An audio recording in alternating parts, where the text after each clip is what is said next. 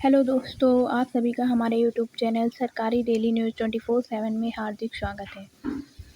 उम्मीद है कि आप सभी अच्छे होंगे और ज़बरदस्त होंगे।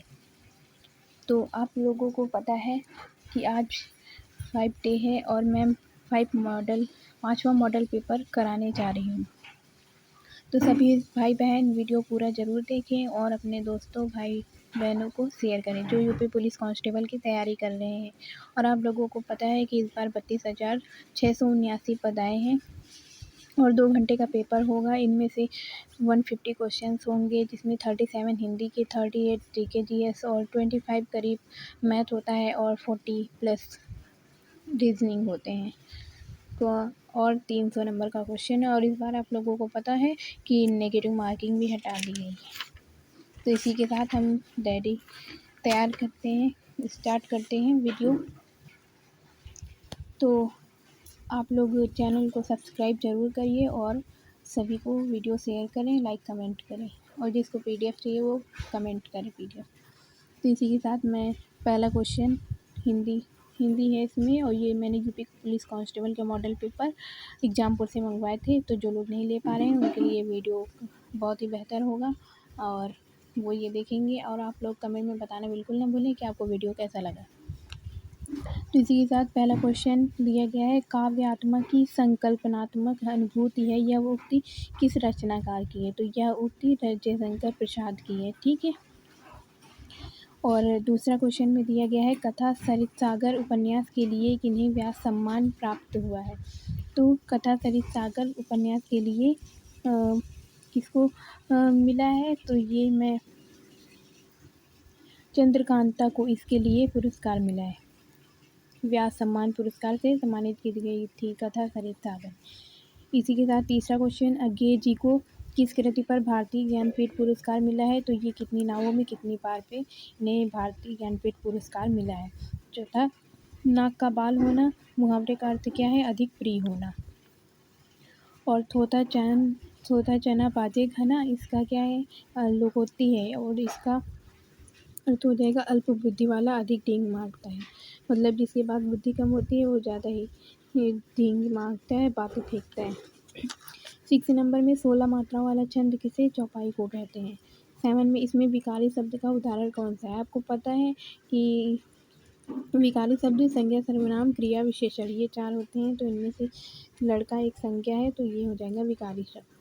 8 नंबर क्वेश्चन में निम्नलिखित शब्दों में से स्त्रीलिंग शब्द को पहचानिए। तो अच्छा संसार, अच्छी समुदाय, अच्छा गौरव, तो अश्विनी हो जाएगा स्त्रीलिंग। 9 नंबर में इनमें से किताब शब्द क्या है? तो ये एक विदेशज शब्द है। 10 नंबर में जिसे कभी बुढ़ापा ना आए वो क्या होता है? अजर होता है। 11 नंबर में चार मीनार कहाँ है?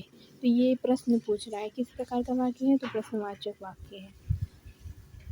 12 नंबर में दिया गया है, दिए गए विकल्पों में से शुद्ध वाक्य की पुष्टि करें। तो मेरा नाम मोहन है या मेरा नाम मोहन जी है, मेरा नाम श्री मोहन है, मेरा नाम श्री मोहन, तो मेरा नाम मोहन है। ए नंबर। 13 में दिए गए विकल्पों में से सही का चयन कर रिक्त स्थानों को भरें। जब कोई मर्यादा को लांघ जाता है तो अपनी गरिमा खो देता है, तो डी हो जाएगा। 14 का वह आया है, इनमें से किस काल का उदाहरण है? तो वह आया है, ये पूर्ण वर्तमान आ चुका है, मतलब इसलिए पूर्ण वर्तमान काल हो जाएगा। 15 का निम्नलिखित प्रश्न में 4 विकल्पों में से उस सही विकल्प का चयन करें जो निर्देशानुसार वाच्य परिवर्तन वाला सही विकल्प है। तो हाथी ने केला खाया, ये एक प्रकार का कर्मवाच्य है, कर्म कर रहा है। इसके द्वारा भाववाच्य आपको बताना है। तो हाथी द्वारा केला खाया गया। इसमें 16 में दिया गया है, प्रश्नवाचक और विस्मयादि बोधक को छोड़कर सभी वाक्यों के अंत में क्या जुड़ा? तो पूर्ण विराम आता है सभी वाक्यों में। प्रश्नवाचक में प्रश्नवाचक आता है, विस्मयादि में ऐसे ऊपर लाइन खींचिए, नीचे बिंदी, ये होते हैं विस्मयादि बोधक। 17 में निम्नलिखित में से उद्दीपन का कार्य कौन करते हैं? तो उद्दीपन का कार्य प्रेम पात्र की मधुरवाणी करती है। 18 क्वेश्चन में दिया गया है, इसके पहले एक पैराग्राफ आपको दे दिया जाएगा, उसे आपको रीड करना पड़ेगा, उसी से आपको उसके आंसर देने पड़ेंगे। तो ये इतना पैराग्राफ था। अब इसमें 80 नंबर, लेखक के अनुसार भारतीय किसान को सबसे प्रमुख योगदान क्या है? तो सबसे प्रमुख योगदान यहाँ से हम लोग देखेंगे, इस पे लिखा है अर्थव्यवस्था है, रीढ़ की हड्डी, तो यही देश की खाद्य सुरक्षा हो जाएगा। 90 नंबर में कथन दिया गया है, किसानों को उत्पादन बढ़ाने के लिए आधुनिक तकनीक की आवश्यकता होती है, कारण पुरानी कृषि पद्धतियाँ अधिक लाभदायक होती हैं। तो ए सही है, आर गलत है, सी हो जाएगा। 20 का निम्नलिखित में से कौन सी योजना किसानों को आर्थिक सहायता प्रदान करने के लिए चलाई जाती है? तो प्रधानमंत्री किसान सम्मान योजना ये चलाई जाती है। इसी के साथ 21 में लेखक के अनुसार कृषि को किस दृष्टिकोण से देखा जाना चाहिए? तो लेखक को अनुसार कृषि को वैज्ञानिक सोच और निर्माण का केंद्र के दृष्टिकोण से देखा जाना। 22 में भारत की अर्थव्यवस्था की रीढ़ कौन है? तो भारतीय किसान है। 23 में सोहन के बाद मोहन प्रधानाचार्य बने, तो सोहन के बाद, तो अलग हो रहा है, मतलब तुलना, अपादान कारक हो जाएगा यहाँ। 24 में यह मकान मेरे भाई का है, तो ये क्या है? सर्वनामिक विशेषण है, बता रहा है, संकेत दे रहा है, इसलिए संकेतवाचक सर्वनामिक विशेषण। 25 में निम्नलिखित विकल्पों में से तत्सम शब्द का चयन करें। तो तत्सम शब्द क्या होता है? कपाट, किवाड़। जब कर्ता एक काम समाप्त कर उसी क्षण दूसरी क्रिया में प्रवृत्त हो जाए तो इसे पूर्वकालिक क्रिया कहते हैं। इसी के साथ 69, 27 में 69 शब्द किस उपसर्ग का? तो उन प्लस 70। 28 में देव जो महान है, ये क्या है? देव जो महान है कर्मधारय हो जाएगा, क्योंकि किसी तीसरे शब्द की इसमें अर्थ नहीं आ रहा है। जब इन दोनों का यूज किसी विशेष व्यक्ति के लिए किया जाता है तब वहाँ बहुप्री हो जाता है। 29 में गिलास में थोड़ा दूध है, थोड़ा क्या है? ये एक परिमाण बता रहा है, परिमाणवाचक। वैदिक शब्द में किस प्रत्यय का प्रयोग हुआ है? तो वैदिक, वैद प्लस इक का प्रत्यय हुआ है। 31 में सही पहचान का चयन कीजिए। यह काम पहले करो, ये क्रिया विशेषण है। यह कार्य स्नान से पहले करो, क्रिया विशेषण। राम और श्याम साथ साथ पढ़ते हैं, संबंधबोधक। तुम भरोसे लायक नहीं हो, विस्मयादिबोधक। विस्मयादिबोधक में ये चिन्ह लगता है, तो ये काम पहले करो, ये है क्रिया विशेषण, ये सही है। 32 में तरुण शब्द का विलोम, तरुण शब्द का विलोम हो जाता है वृद्ध हो जाता है, ठीक है। तरुण शब्द का विलोम वृद्ध। अनुमति शब्द का पर्यायवाची निम्न में से कौन है? अनुमति, सहमति, ये किसी को अनुमति देना, सहमति देना में है। अनजान या असहमत, असहज, ये नहीं। पत्र का बहुवचन हिंदी में होगा, तो पत्र का बहुवचन हिंदी में पत्र ही होता है। संचारी भावों की संख्या 33 है। 36 में पितृनुमति शब्द किस संधि का उदाहरण? पितृ प्लस अनुमत, यण संधि हो जाएगा। अब इनमें से कौन सा शब्द परिकर का अनेकार्थी नहीं है? परिकर का अनेकार्थी कमरबंद होता है, समूह होता है, परिवार होता है, लेकिन छतरी नहीं होता है। इसी के साथ आपके हिंदी के क्वेश्चन सारे फिनिश हो गए हैं, और आप लोग वीडियो पूरा ज़रूर देखें, एंड तक देखें, और वीडियो कैसा लगा ये कमेंट में बताएं, ज़रूर बताएं, जिससे कि हम आपकी और हेल्प कर सकें। तो चैनल सब्सक्राइब भी करना और सबको शेयर भी करना। बस अब जीके जीएस की क्वेश्चंस स्टार्ट होते हैं 38 नंबर से। भारत की जनगणना किस सूची का विषय है? तो ये एक संघ सूची का है, विषय है, ठीक है, संघ सूची का विषय है। 39 में बृहद हिमालय को लघु हिमालय से कौन अलग करता है? तो मेन सेंट्रल थ्रस्ट, ये अलग करता है। What separates the great Himalayas from the lesser Himalayas? तो मेन सेंट्रल थ्रस्ट। 40 नंबर में निम्नलिखित में से कौन सी नदी भूमध्य रेखा को 2 बार काटती है? तो ये कांगो नदी। Which river crosses the equator twice? तो ये कांगो नदी है, जैरे नदी, जो कि भूमध्य रेखा को 2 बार काटती है। और अगर पूछा जाए कि कर्क रेखा को 2 बार कौन काटती है? तो माही नदी हो जाता है।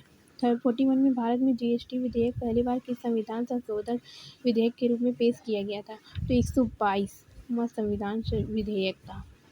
और जब ये हो जाएगा आयोग होगा तो 101 में।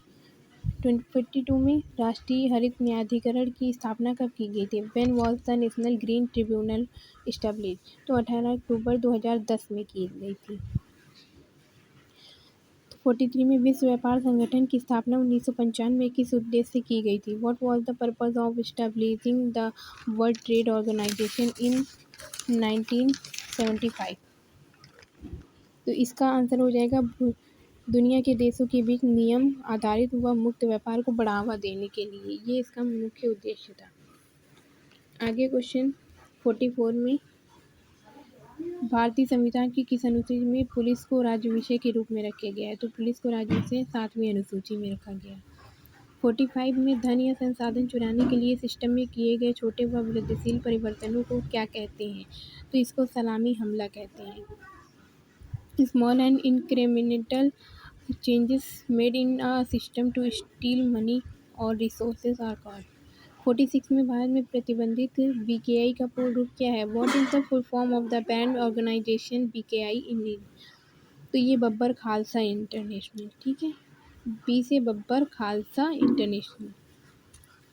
इसी के साथ 47 नंबर,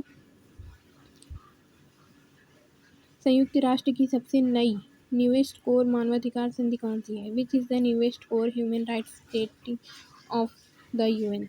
तो बलपूर्वक लापता व्यक्तियों पर अंतर्राष्ट्रीय सम्मेलन।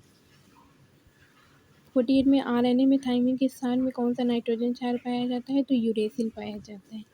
विच nitrogen base is found in RNA instead of thymine? 49 में रेडियो एक्टिविता की इकाई क्या है? ये बैकेरल। ये रेडियो एक्टिविता की इकाई होती है बैकेरल। इसी के साथ 50 क्वेश्चन में दिया गया है संविधान के किस अनुच्छेद के तहत अखिल भारतीय सेवाओं का गठन किया गया है? तो 312 अनुच्छेद 312 के तहत अखिल भारतीय सेवाओं का गठन किया गया है। आर्टिकल 312। 51 में भारत और पाकिस्तान के बीच शिमला समझौता कब हुआ? तो ये 1972 में हुआ था। When was the Shimla Agreement between India and Pakistan sign? Pinjar उपन्यास की लेखिका कौन है? ये अमृता प्रीतम है।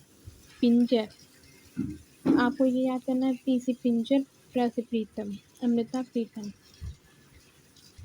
53 में सहायक संधि प्रणाली का प्रयोग किसने किया? तो सहायक संधि प्रणाली का प्रयोग लॉर्ड वेलेस्ली ने किया था।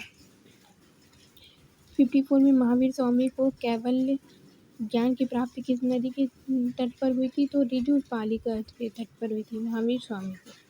On the bank of which river did Mahavir attain Kaivalya knowledge?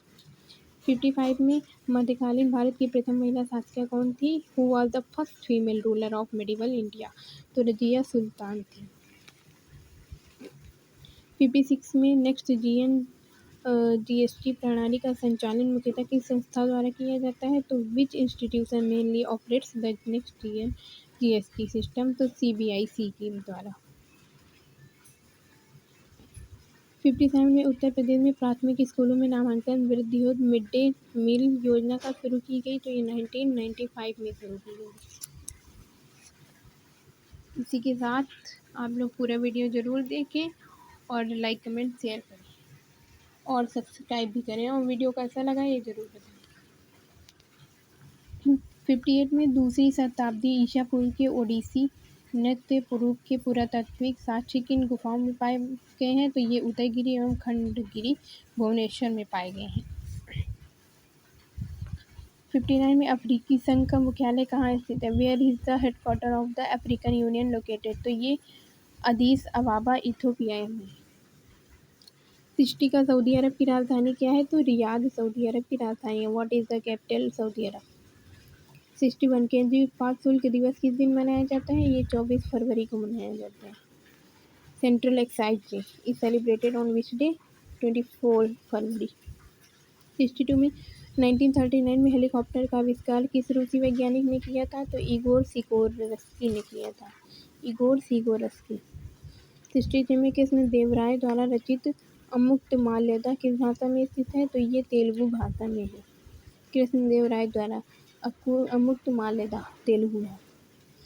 64 में बाड़मेर बेसिन मंगला भाग्यम या ऐश्वर्या किस राज्य के प्रमुख तेल क्षेत्र हैं? ये Barmer basin Mangala Bhagyam and Aishwariya are major oil field of which state? Assam के हैं। असम के हैं कि गुजरात के हैं कि राजस्थान की महाराष्ट्र? तो राजस्थान के हैं। 65 में चाय, कॉफ़ी, रबड़, गन्ना एवं केला भारत में किस प्रकार की कृषि के महत्वपूर्ण उदाहरण हैं? तो ये रोपड़ कृषि के महत्वपूर्ण उदाहरण है। 66 में राजस्व प्रशासन के पदानुक्रम में तहसील के ठीक नीचे कौन सा अधिकारी होता है? तो नायब तहसीलदार होता है। 67 में 1946 में किस कारण से 500, 1000 और 10,000 के नोट बंद किए गए थे? द्वितीय विश्व युद्ध के दौरान कालाबाजारी को रोकने के लिए किया गया था। 68 में भरतनाट्यम में किस हस्त मुद्रा का उपयोग करके ओम का प्रतीक बनाया जाता है? भरतनाट्यम में बनता है कटका मुख हस्त द्वारा। 69 में वर्ष 2019 में किस भारतीय मूल के अमेरिकी को वैश्विक गरीबी उन्मूलन के लिए अर्थशास्त्र का नोबेल पुरस्कार मिला है? तो अभिजीत बनर्जी हैं जिन्हें अर्थशास्त्र का नोबेल मिला है। 70 में मिर्ज़ापुर जिले में कौन सा प्रसिद्ध उत्सव मेला आयोजित किया जाता है? तो कजली महोत्सव। कजली महोत्सव मिर्ज़ापुर जिले में किया जाता है, आयोजित किया जाता है। 71 में निम्न में से कौन सा अधिकारी तहसील स्तर पर न्यायिक एवं प्रशासनिक दोनों कार्य करता है? तहसील स्तर पे तो ये सब डिविजनल मजिस्ट्रेट SDM होते हैं। ठीक। 72 भारत और उज्बेकिस्तान की आयोजित डस्ट लीग 2026 मिलिट्री अभ्यास की थीम क्या है? Secure borders and peace, joint maritime security या सेमी अर्बन टेरेन में काउंटर टेररिज्म ऑपरेशंस या ब्लू हेलमेट मिशन? तो ये सेमी अर्बन टेरेन में काउंटर टेररिज्म ऑपरेशन है। 73 भारतीय क्रिकेट टीम के कप्तान रोहित शर्मा को 2026 में किस नागरिक सम्मान से सम्मानित किया गया? तो उन्हें पद्म भूषण से किया गया है सम्मानित रोहित शर्मा को 2026 में।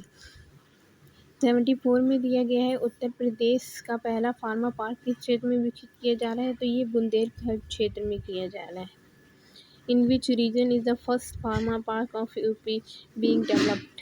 75 में वर्ष 2026 में शीतकालीन ओलंपिक का आयोजन किस देश में किया गया? तो ये इटली में किया गया है। इसी के साथ 75 क्वेश्चंस हो गए। मैंने हिंदी और GK बता दिया है, मैथ आपको सॉल्व करना है। ये रहे क्वेश्चंस, ये हैं, आप लोग सॉल्व कर सकते हैं देख के।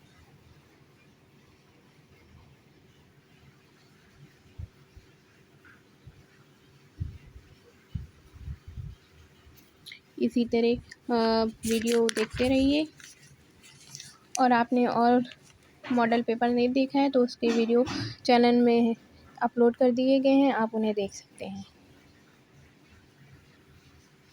इसी तरह का आपका पेपर भी आएगा। 150 क्वेश्चंस रहेंगे। तो वीडियो कैसा लगा आप लोग ज़रूर कमेंट में बताइए। ये आपके क्वेश्चंस उसमें रीजनिंग में आते हैं। इस तरह के कथन तर्क दिया रहता है और कथन निष्कर्ष निकालना रहता है। ये थे क्वेश्चंस। तो इसी के साथ जय हिंद, जय भारत। वीडियो एंड करते हैं, और आप लोग कैसा लगा है वीडियो, और फुल वीडियो ज़रूर देखें पूरा। Thank you.